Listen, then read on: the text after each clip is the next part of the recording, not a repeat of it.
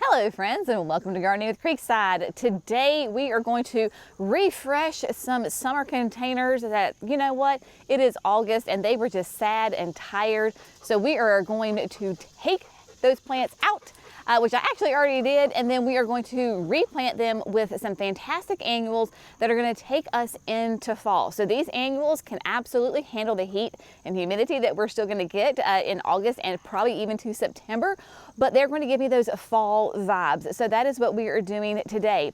Speaking of fall vibes, we are finally getting a little bit of a break in the weather here in North Carolina, a zone 8A. The end of August, man, it was just brutal. We were having record-breaking temperatures up in the hundreds. Our dew point was tropical in the 72, 73 degree dew point. Today, y'all, it is sunny. It is a clear, beautiful blue sky, and the dew point is going to be like in the 50s. It is glorious. So in honor of it feeling like the North Carolina mountains, I am wearing my North Carolina mountain gear today. So all of that just to say I've got a pep in my step today and it feels fantastic. So what are we going to put in these containers? So I've got three different annuals that we are going to put in the containers. So behind me, you can see we have the driveway bed right here. We're going to refresh the window box by our kitchen sink and a container. So what are we going to put in there? Y'all, if you've been around me for any length of time, you probably know that I am a massive fan of caladiums, because caladiums can handle the heat and humidity of North Carolina like nobody's business. They actually, they grow before your very eyes.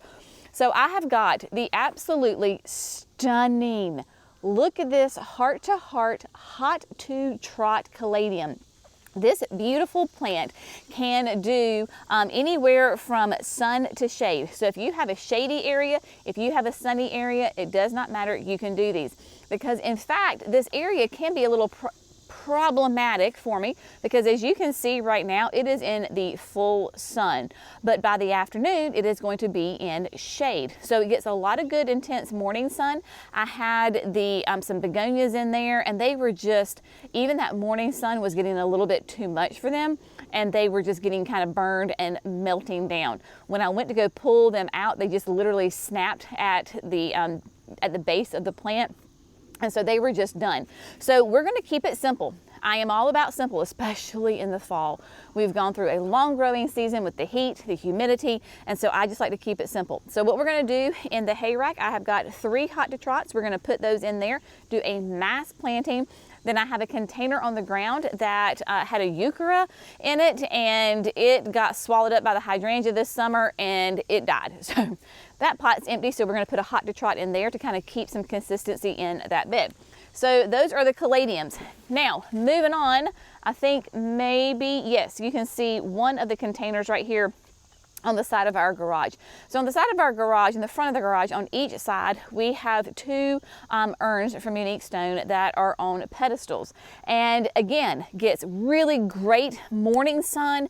By noon, 1 o'clock, they are in the shade. So what we're going to do, another one of my all-time favorite plants because of how easy they are, and they can do sun or shade, we are going to do a coleus. Today we are doing the Color Blaze Wicked Hot.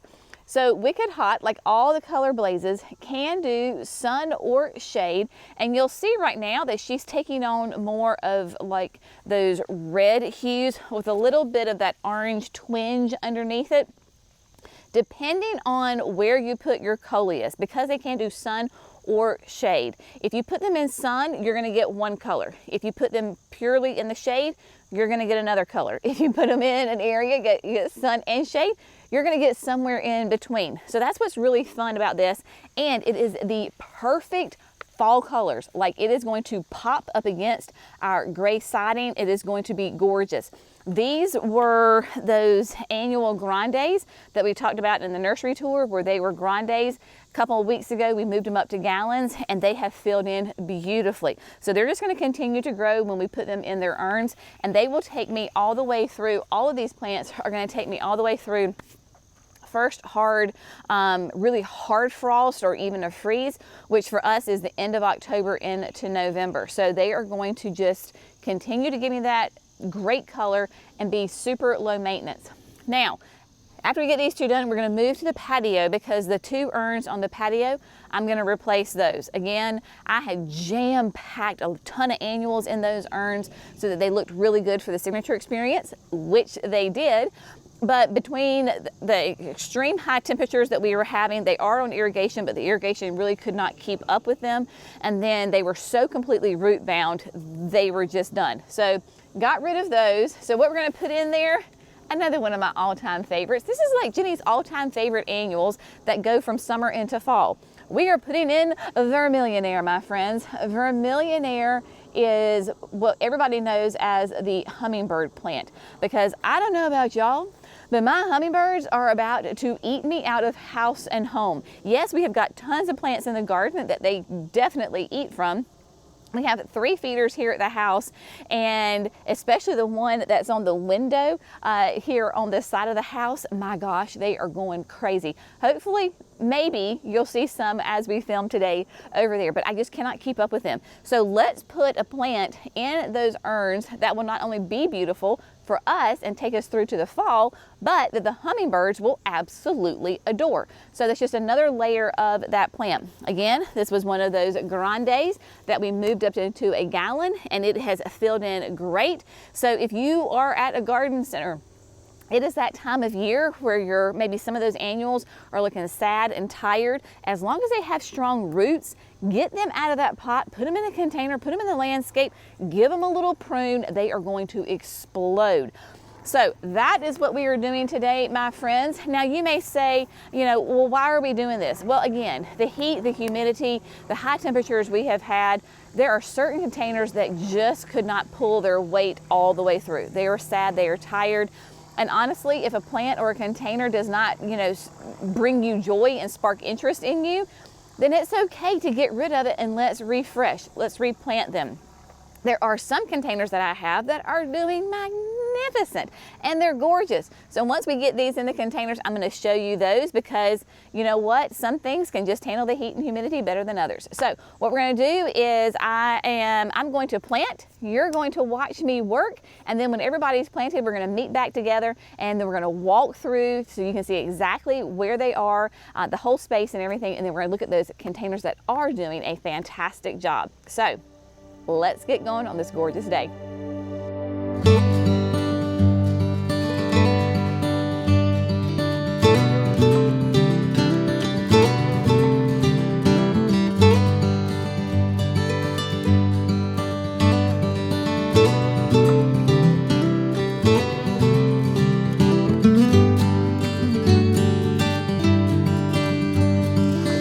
Did you see the hummers? They're fighting. They love that hummingbird feeder. I love it.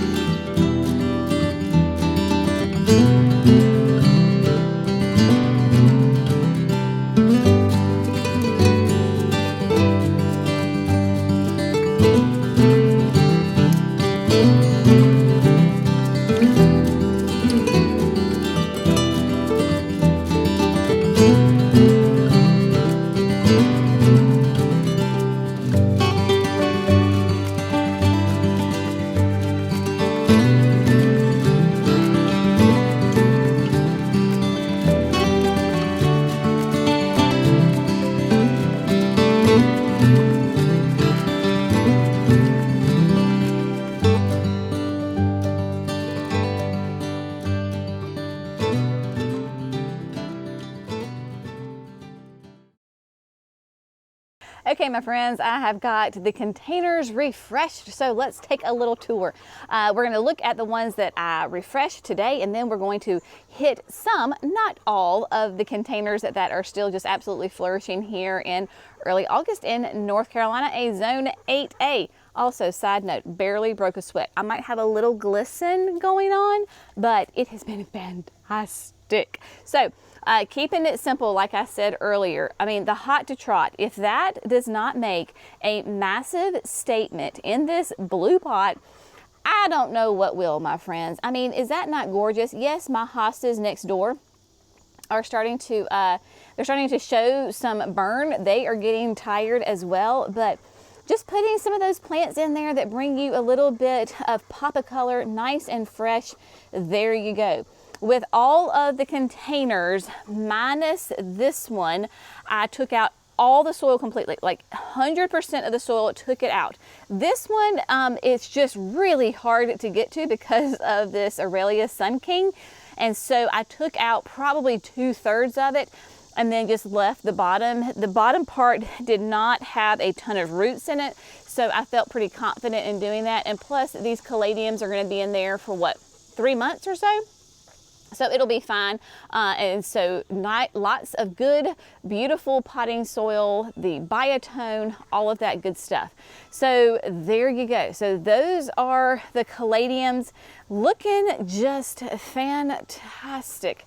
Now, as we move next door, we have the urns here at the garage. And right now, they're not primo perfect shape, but they certainly will be very soon. This is one, when I took out those begonias, the whole, like the entire soil came out because they were so root bound.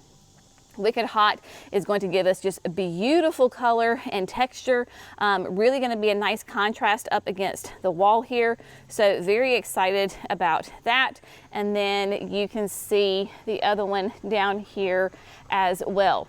I did go ahead and top dress all of them with some Daddy Peat. I didn't initially, and then when I was doing the urns on the patio, I was like, no, Jenny, just take the extra step, go forward. It cleans it up, it helps retain the moisture, makes it look pretty. So potting soil, your biotone, and then that Daddy Peat or whatever kind of mulch that you use, put on top, or even like a nice compost, something that doesn't have the perlite in it, then that would be a great option to do as well. All right, let's head to the patio.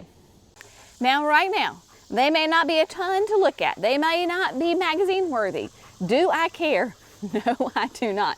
The hummingbirds have already been buzzing around my head, being like, woman, get out of the way. We want to come and taste this sweet nectar from these Vermillionaire. So you can see, this is where I started doing the mulch and got that all nice and watered in, got it all cleaned up. When I work in these urns, I have found that if you can, it works really, really nice to, again, every ounce of soil came out when I pulled. It had the Diamond Snow Euphorbia and some of the unplugged blue, I believe it was, salvia in here. So when I pulled it out, literally the entire bowl came out. So put that pot, like I take the Vermillionaire out of the pot, put it in, fill up the whole thing with soil, including inside the pot, smash it all down, gently pull the pot out, sprinkle your biotone. No, sorry, back up. Have your pot with the soil, right? Then I went ahead and laid down the irrigation. That way the irrigation wasn't like I wasn't fighting the plant. Laid down the irrigation, stapled it in, then pulled the pot out, put the biotone, snug the plant in. There you go. Got it really watered in, then put the Daddy Peat, got that watered in as well. So the little hummingbirds are going to be so excited because, like I said, they are absolutely voracious right now, eating as much food as they possibly can get before they leave us. It is very, very sad. All right, so let's talk about successful containers. I'm going to try to show this to you from down here. We'll see how it does. But, all right, so my 2 hanging baskets back here on the back porch. So we have got in here, oh my goodness, they're both planted the exact same. You'll also probably notice that this weekend I brought my houseplants outside for a little bit of enrichment time. So they're gonna hang out here for maybe the next month or so. So this is some of my house plants. I don't have a ton. I'm a much better outdoor plant person than I am an indoor plant person. But here we go. We have got the white caladiums, we have got diamond frost, and we have got the dichondra silver falls. So you can see just how lovely those are. These are not on irrigation, so we have to hand water them. And at this point of the season, that means we're watering once a day because of the heat and humidity. My gosh. So these get some sun, like right now, but then they're also the shade. So that's the great thing about this combo. They can do sun or shade. All right, Let's head back over here, look at some more plants, containers. Another great successful container is, well, the boxes, right? So the garden boxes are doing really well. My gosh, the pollinators are loving it. We'll talk about that in just a second. But let's just talk about Blew My Mind of Ovulus XL right here. So this is in a trough stand. I'm not really sure what you call this. Comes from Kinsman. Filled it up with the Blew My Mind XL. Y'all, this part is not on irrigation, so we have to hand water, and they are phenomenal. If you want a drought tolerant, low maintenance, hate to be fertilized, beautiful, true blue flowers, then the Blew My Mind is a great one for you. The boxes are doing really well, even the one where the irrigation is not working. That's why we have our hose reel up here. Look at that Suncredible Saturn. And they're, you know, the boxes are changing. They're morphing. But you know what? Look at the butterflies. They are, y'all, literally, I know it's not a container, but I don't know if you can see all of the butterflies that are in the cottage garden. They are everywhere. I mean, like everywhere. Mostly I have the swallowtails, the black and the yellow swallowtails, but they love this garden for sure, and so they are just flitting around everywhere. But yeah, so garden boxes doing really well. Pleased with how well they're doing. Nice and compact with flowers. All right, moving down here right quick. So when was that? A couple weeks ago, I went ahead and pruned my wall hanging container. So it has bounced back beautifully, as I knew that it would. So this is going to be a shade container. She is a little wild and woolly. I mean, let's just be honest, she is, especially because of the sweet potato vine. But this has that angel wing begonia. It does have some diamond frost, which is kind of getting a little covered up. Then the double delight blush rose. Is that not stunning? Gorgeous. That's on the other side as well. And then the big beautiful beast, this is the new sweet potato vine for next year, Shadow Storm. So this is all one plant, okay? So it's the same plant. So you'll have some that are solid green. You will have some that are, look at this one. This is so cool. Literally half green, half black. Then you get them somewhere in between with speckles on them. So if you really like that kind of fun and funky, then this is going to be a great one for you. It is a sweet potato vine, my friends, so it can be quite vigorous. But you know what? She's thriving, so we're very happy with her, and we're going to leave her alone. Now, don't think you only have to put annuals in your containers. These two containers right here are great examples of a shrub and a perennial. This is Paisley Pup.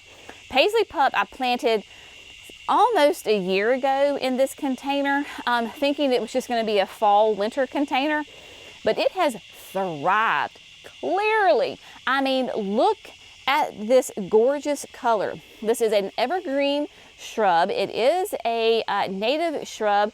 It has gorgeous colors on it. It is mostly for the shade, shade to part sun. So this will stay in the sun till about maybe 1 o'clock, and then it goes into the shade. Obviously I have to water it because it's in this container. And then this beautiful euchera. This euchera, I always put my plant tags in here because I always forget which ones they are. Let me look right quick. Haha, here we go. This is, oh yeah, the Dolce Cherry Truffles from Proven Winners. It too is, it says sun to shade. And it has done really, really well here. I find that my eucheras do the best when they are in a pot as opposed to the ground. So cherry truffles, oh my gosh, she is loving life and doing absolutely fantastic. And these two little containers, I really didn't plan on putting them here together, but it is what it is. That's where they are, and so they're doing great. All right, let's head to the front porch because the urns at the front porch, chef's kiss. If you don't understand why I love caladiums, maybe this will help. Because hello gorgeous, I have got 2 sets of caladiums here and they're unbelievable. Y'all, these are insane. These leaves are about as big as my head. They are massive. I mean, gorgeous. Yes, they're growing into the boxwoods or the boxwoods are growing into them. Do I care? No, I do not, my friends. So this is kind of the opposite than the other containers we've been looking at. So this has been in the shade. You can see the sun's working its way. These get hot afternoon sun. So mostly in the shade all day, but get intense hot afternoon sun. They don't care. They are great. And then my two here at the front door. I think my sign's crooked. Please ignore that. Here we go. So they are loving life, beyond gorgeous. Look at this. Now this is full shade because we are underneath the porch here. We have a very deep porch, and these are doing great. So we've got white star, I believe it is, the heart-to-heart white star, more diamond frost. I love this, and then the dichondra silver falls. Kept it very simple. Have those as 2 grandes of the diamond frost, and then maybe it was 2 of the dichondra silver falls. And I have pruned this already because it was down to the ground, so I pruned those. And then here is here's the other one as well. Again, not on irrigation, so I have to hand water. And yeah, so this is one of those containers where I did that experiment where this is potted with Proven Winners potting soil, and this is potted with that the Sun Grow. It is the Grower's Gold, and that's actually what I used today to plant all of the containers. I used that Grower's Gold from Sun Grow. Now, fun story. Grower's Gold was really formulated and targeted to the cannabis industry and the cannabis growers. We don't grow cannabis, have no plans on growing cannabis, but good soil is good soil. And so clearly the plants, the annuals, love that soil. So it is interesting to see how those plants respond. And that's why we did these two right here, because they are literally in the exact same containers, the exact same location, the exact same plants. The only thing different is the 2 different kinds of soil. I don't see a ton of difference. If anything, I would say this one looks a little fuller, but you know, it's always fun to be playing around with everything, whether it is your fertilizer, your soil, your plants. We're always looking for what is the best on the market, what do our plants respond to the best, and you know, you have to be a student of your own garden, right? So if you're in a zone, maybe you're in the exact same zone that I am in, and your containers are gorgeous and they're fresh and they look fantastic. Maybe that's just a difference in our climates, right? Because I think that's one thing that we need to understand is even though you could be in the same hardiness zone, you could have very different climates, very different growing conditions. For example, excuse me, if you are in California and you're a zone 9 or you're a zone 10, odds are in California you're going to have drier air, right? That's just the climate on the West Coast. They tend to have a lot drier air. So you could be warm and you could be hot, but you have drier air and your nighttime temperatures may cool down more than say a growing zone 9 or 10 that's in the deep south along the Gulf Coast. They're going to have incredibly much higher temperatures, humidity, higher dew point, and at nighttime it does not cool down. It is just as thick or thicker at nighttime than it is during the day. So plants will obviously respond differently if they get a break from that oppressive, thick, humid air at night as opposed to if they do not. So just kind of keep that in mind as to where you are. And I say that to give yourself grace. So if you're in that area like I am and it comes to August and some of your plants just look sad and tired, my hostas, right? We were in New Hampshire last week.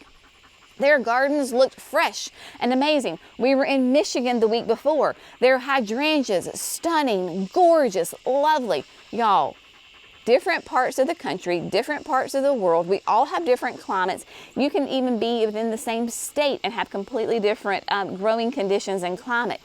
Grace. There is grace in gardening. And if something's not working, just fix it. Yeah, don't be ashamed. There is no shame in the game to say, you know what?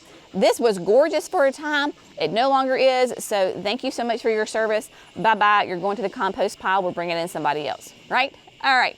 If you have found this fun, informative, inspirational, we would love it if you would like and subscribe to Gardening with Creekside. That way you don't miss those 5 videos that we do each and every week. A little sneak peek. I'm going to tell you right now, big project headed your way later this week. We're gonna do something wild. Jerry's been dreaming. That's all I'm gonna say. We'll see you in the next video. Bye, friends.